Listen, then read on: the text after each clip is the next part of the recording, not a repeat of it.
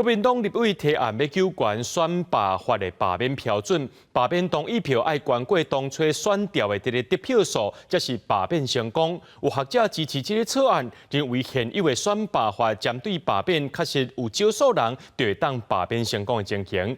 不过，也有学者讲，这罢免的投票率一般来讲是拢无悬的。那按照国民党所讲的，爱坐过得票数，这选调得票数，干那看这投票率就当知影讲。罢免未成，安尼是不合理的。国民党立委提案修正选罢法，规定罢免成功就要同意票悬过当事人当选的得票数。民进党团认为核定伤悬，而且这支草案是为着抢救当日互人连署罢免的家人市长谢国良。不过学者认同草案，认为今摆的选罢法确实有少数人就通成功罢免的记录。立法委员的单一选区，还有这个地方县市首长，那他们当选的时候呢，几乎都是过半，就算是3个、4个选，那他们也都是多数。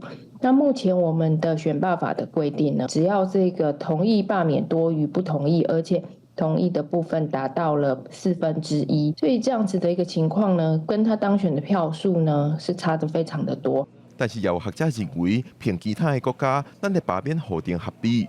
那甲罢免核定提悬到爱坐过当选得票数，参考咱台湾过去选举罢免等投票案的投票比率是无合理的规定。你讲迄个罢免的人数一定爱比伊当选的人数搁较侪，这是无可能的代志啊！因为你会用去看，过去咱罢免的参与的人数，伊的投票率拢足低嘛，差不多50、40、30。咱平常时若咧选举的时阵，咱的投票率拢70、60。到底选罢法敢有需要修法？要安怎避免外界质疑是针对某米人才超过伊修法的记录？老嘉宾认为，条文当中加入延前1年生效条文，通避免这款状况。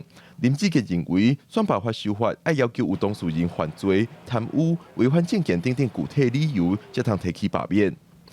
记者林玉凯台北报道。